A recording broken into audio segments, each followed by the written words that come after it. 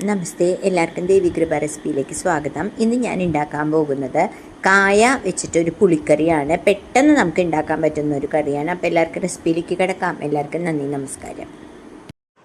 നമസ്തേ, എല്ലാവർക്കും ദേവികൃപ റെസിപ്പിയിലേക്ക് സ്വാഗതം.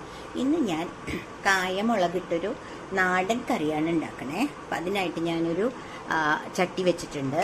എന്നിട്ട് ഞാൻ അതിലേക്ക് ഗ്യാസ് കത്തിച്ചു, കുറച്ച് വെളിച്ചെണ്ണ ഒഴിക്കുകയാണ് കേട്ടോ.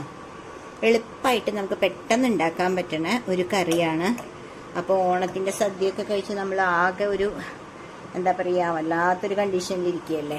അപ്പോൾ സിമ്പിളായിട്ടൊരു കറി, അതാണ് ഞാനിന്ന് ഉദ്ദേശിക്കുന്നത്. അപ്പം അതിനായിട്ട് ഞാനിവിടെ ഒരു 10-12 ചെറിയ ഉള്ളിയും ഒരു 2 പച്ചമുളകും കട്ട് ചെയ്ത് വെച്ചിട്ടുണ്ട്. പിന്നെ ഞാൻ ഇതിനാവശ്യമായിട്ടുള്ള കായ, ഇത് വീട്ടിലുണ്ടായ പഴത്തിൻ്റെ കായയാണ് കേട്ടോ. കായയും കട്ട് ചെയ്ത് വെച്ചിട്ടുണ്ട്. ഞാൻ സ്റ്റെപ്പ് ബൈ സ്റ്റെപ്പായിട്ട് പറയാം കേട്ടോ. ഇതിപ്പോൾ ഞാൻ ഗ്യാസ് കത്തിച്ചു.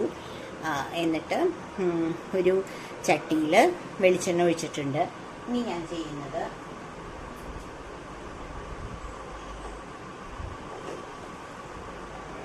അതിലേക്ക് കുറച്ച് കടുക് ഇട്ടു കേട്ടോ. കുറച്ച് കടുക് പൊട്ടിക്കുകയാണ്. അതിൽ പെട്ടെന്ന് നമുക്ക് ഉണ്ടാക്കാം. അപ്പം അത് പൊട്ടട്ടെ, അതുവരെ നമുക്കൊന്ന് വെയിറ്റ്. കടുക് പൊട്ടി. അപ്പം ഞാൻ ചെറിയ ഉള്ളിയും പച്ചമുളകും ഇട്ടൊന്ന് നന്നായിട്ട് വഴറ്റുക കേട്ടോ. അപ്പം അതൊന്ന് വഴറ്റട്ടെ. അപ്പം നമുക്ക് എളുപ്പം വഴറ്റാൻ നമ്മൾ ചെയ്യണ ഒരു ട്രിക്ക് ഉണ്ടല്ലോ. കുറച്ച് ഉപ്പിട്ടാൽ നന്നായിട്ട് പെട്ടെന്ന് വഴണ്ട് കിട്ടും. അപ്പോൾ കുറച്ച് ഉപ്പിടുകയാണ് കേട്ടോ. അപ്പോൾ കറിക്ക് ആവശ്യമായിട്ടുള്ള ഉപ്പിട്ടാൽ പിന്നെ ഇടേണ്ട ആവശ്യമില്ലല്ലോ. അപ്പം ഞാൻ അത്രയും ഇട്ടിട്ടുണ്ട്. എന്നിട്ട് ഇത് നന്നായിട്ടൊന്ന് വഴറ്റട്ടെ, അതുവരെ നമുക്കൊന്ന് വെയിറ്റ് ചെയ്യാം. അപ്പോൾ ആ സമയം കൊണ്ട് ഞാൻ കുറച്ച് വാളംപുളി ഇങ്ങനെ വെള്ളത്തിലിട്ട് സ്ക്യൂസ് ചെയ്തിട്ടുണ്ട് കേട്ടോ. കാരണം നമുക്ക് ഈ പുളി ആവശ്യമാണ്. അപ്പോൾ അതും ചെയ്ത് വെച്ചിട്ടുണ്ട്. അപ്പോൾ ഇതൊന്ന് നന്നായിട്ട് വഴറ്റിട്ട് എന്നിട്ട് അടുത്ത സ്റ്റെപ്പ് പറയാം. ഓക്കെ, അപ്പോൾ ഇത് ഏകദേശം ഒന്ന് വഴണ്ട് തുടങ്ങി. അപ്പോൾ ഞാൻ ഇതിൽ 2-3 ഐറ്റംസും കൂടി ഇടാനുണ്ട്. അപ്പോൾ അതിടുകയാണ് കേട്ടോ. അപ്പോൾ ഞാൻ ഗ്യാസ് സിമ്മിൽ വെച്ചു. എന്നിട്ട് ഞാൻ അത്യാവശ്യത്തിന് കുറച്ച് മഞ്ഞൾപ്പൊടി ഇട്ടു, കണ്ടില്ലേ. പിന്നെ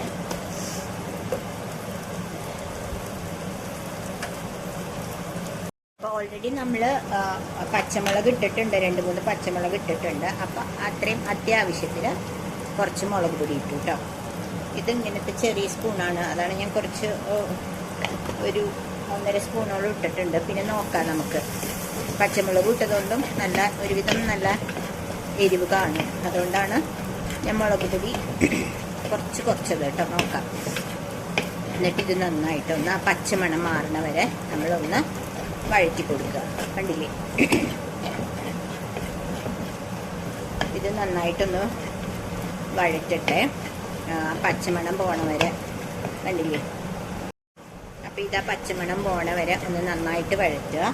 അതിനുശേഷം ഈ കായ നമ്മൾ ഓൾറെഡി കട്ട് ചെയ്ത് വെച്ചിട്ടുണ്ടല്ലോ, ഞാൻ നേരത്തെ കാണിച്ചു തന്നില്ലേ. കുറച്ച് കായ എടുത്തിട്ട് വീട്ടിലുണ്ടായ കായയാണ് കേട്ടോ. അതും കൂടി ഒന്ന് ഇതിൻ്റെ കൂടെ തന്നെ, അതൊരു ടേസ്റ്റ് കൂട്ടാൻ വേണ്ടിയിട്ടാണ് കേട്ടോ. ഇതിൻ്റെ കൂടെ തന്നെ ഒന്ന് ചൂടാക്കി കൊടുക്കുക.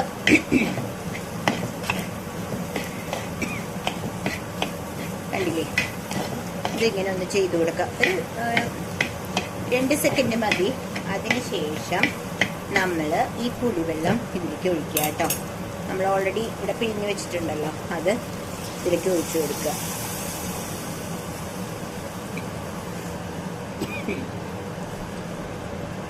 അപ്പോൾ കണ്ടില്ലേ, പുളിവെള്ളം ഇതിലൊഴിച്ചു.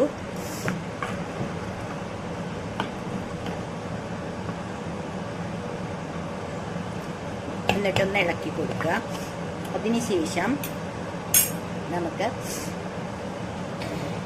കുറച്ച് പുളിവെള്ളം ഒഴിച്ചിട്ടുള്ളൂ. അപ്പം ഞാൻ കുറച്ചും കൂടി ആ പുളിയിൽ തന്നെ വെള്ളം ഒഴിച്ചിട്ട് കുറച്ചും കൂടി ആ പുളി തന്നെ കേട്ടോ, നമ്മളിവിടെ സ്ക്യൂസ് ചെയ്ത് വെച്ച ആ പുളി തന്നെയാണ് എടുക്കുന്നത്. അത് തന്നെ എടുത്ത് ഒന്നും കൂടി ഇത്തിരി കൂടി വെള്ളം ഒഴിച്ചു. കണ്ടില്ലേ. എന്നിട്ട് അപ്പോൾ ഇതിൻ്റെ ഓൾമോസ്റ്റ് പണിയും ഓക്കെ ആയിട്ടുണ്ട്. ഇനി നമ്മൾ എന്താ ചെയ്യേണ്ടതെന്ന് വെച്ചാൽ ഒരു ചെറിയ കാര്യം കൂടി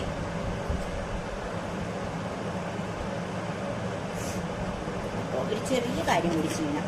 ഒരു ചെറിയ, അതായത് ഒരു ചെറിയ സ്പൂണിൽ, ചെറിയ സ്പൂണിലല്ല, കുറച്ച് ഇത്രയും ശർക്കരയും കൂടി ഇതിലിടണം കേട്ടോ.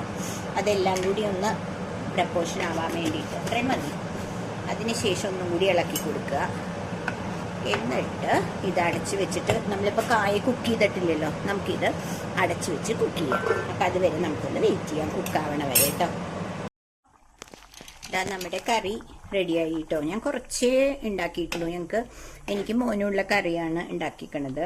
ഞങ്ങൾ രണ്ടുപേരും ഉള്ളൂ ഒന്ന് ഉണയിക്കാൻ. കണ്ടില്ലേ, ഇത്രയും ഉണ്ടാക്കി. അതിനുശേഷം ഞാൻ ചെയ്യുന്നത്, നമ്മുടെ ഈ കുക്കിംഗ് കഴിഞ്ഞു കേട്ടോ. സിമ്പിളായിട്ടുള്ള ഒരു കൂട്ടാൻ, ഒരു ചെറുനാരങ്ങയുടെ അത്രയും പുളിയൊന്നും വേണ്ട കേട്ടോ. ഒരു ചെറിയ പീസ് പുളി വെള്ളത്തിൽ പിഴിഞ്ഞു വെച്ചാൽ മതി കേട്ടോ. ഇത് ഞാൻ കുറച്ച് കരിവേപ്പില ഇട്ടു.